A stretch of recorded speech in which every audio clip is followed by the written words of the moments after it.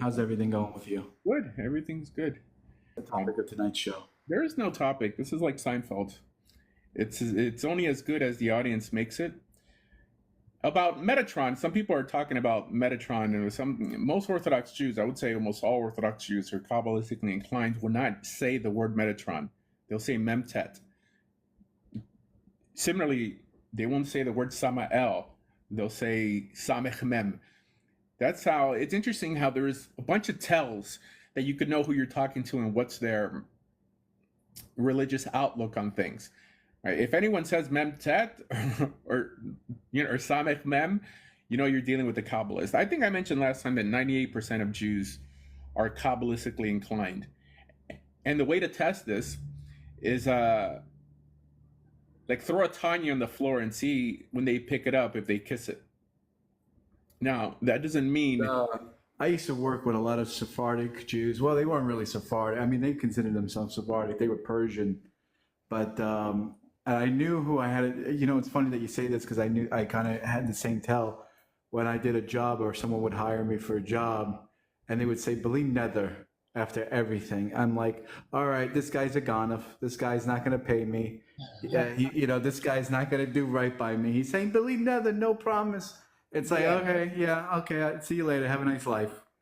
So the whole Bli Neder thing is not a Sephardi thing necessarily. It's a yeshivish thing. It's interesting because it's not meant to be used as a form of thievery. It's just according to Jewish law, if you ever commit to something, if you don't acknowledge that it's not a vow, then it becomes halakhically problematic if you're not able to complete the promise or the arrangement. So it's all over. You're not going to last 2 minutes in the yeshivish world without hearing Bli Neder, which, by the way, means without a vow. I guess I don't know. I guess I took it as being no promise, I guess. But Right, I no, know. I don't like it either. There's a difference between a shvuah and a neder. But I guess one could say like no oath also. But technically no vow. It sounds stupid. It sounds stupid. And I mean, I'd have to double check if it appears in the Rambam like this, for people to take this stringency upon themselves. Like, even if it did, it would still be stupid because it basically tells you can't trust the person. The idea of a vow is one of the few integrity checks in Torah. Meaning, I think the New Testament talks about the idea of not vowing, right? That not that it's prohibited to vow, but if if someone makes a vow, they should strive to keep it, right? The reason I'm mentioning Christianity on this, I mean, it's just so we could bring Christians into this discussion that the idea did exist in the time of Jesus. But the notion of making a vow is probably the most badass move in the Torah. It's kind of like being a man of your word is everything. One way you could put that into practice in the modern day Welt is by writing things down. Pablo Escobar, Lahavdil, like always walked around with this little booklet where he wrote everything down. Okay, I'm going to unalive this person. I'm going to kidnap this person. Right? Once your name's in that book, it's done. That's the idea of being a man of your word. The Torah's perspective of being a man of your word is when you say that you're going to do something, that you're going to do it. Now, that puts a lot of things in perspective in a frustrating way with things like Bli Neder, but more problematically with the idea of Kol Nidre. So Kol Nidre doesn't appear in the Talmud, doesn't appear by the Rambam, it doesn't really appear in authoritative source material, but it means it basically means all vows, that you're nullifying all vows that you made in that previous year. Basically saying that if you nullify them, they no longer exist. Now, according to Jewish law, there's a way to nullify a vow. It's called to be mater neder, that you go in front of a court. It's a bit of a tedious process, and it's not a vow that you made between other people. It's more a vow made between man and God and not between man and man.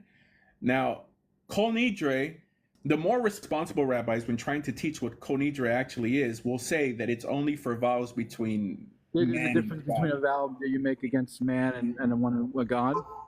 Yeah, so they'll make a distinction. They'll say that it doesn't apply to the one between men because that becomes ethical. God we can mistreat, but man is paramount, and there's something to be said about that. I mean, I heard Dennis Prager. He always says that God cares more about how we treat each other than how we treat Him, which is probably a healthy way to look at it if you live on Earth, right? For interpersonal relations. While let's say groups like Islam, I mean, that's what all the mitzvahs are. I mean, the majority of the mitzvot are like commandments that we do on earth and to each other and as people. No, I mean, right? it's not really religion. I mean, there's very few religious laws, but a lot of them are Levite laws for the Levites in the temple, right? Right. So the religious ones are really for the priests. So I would say that they're the more important laws. The more important laws are laws between man and man, which is mitzvot ben adam lechavero versus mitzvot ben adam lemakom. I think that's a separation they make between man and between man and God. However, there are other sources regarding what Kol Nidre is, even the text itself, that says that it's about all vows you made, which gets non-Jews, rightly so, to come to the conclusion that you can't trust us. Yeah, you don't. That's the part that you don't like, right? That's the one that you always go on about. Yeah, I don't like Kol Nidre. It doesn't even appear in the Talmud. So even from the perspective that I understand Jewish law, that for something to be binding, it has to appear by the Sanhedrin. This was developed much, much, much later. But for some reason, because it has a nice tune and it's become traditional, there's no getting rid of it, unfortunately. Like once something creeps into Judaism, there's no, it's like luggage. You buy a piece of luggage, you keep that forever. You can't get rid of it, unfortunately, right? I mean, it's probably more important, I think, to do away with laws than to create new ones. Same thing with taxes, right? Once you have a new tax in society, you better believe that tax is going to remain, right? I think Donald Trump had an interesting policy that in order to create one regulation in the business sector, you had to do away with two. And that's the only way that you're progressing. How much of that is based on halakha?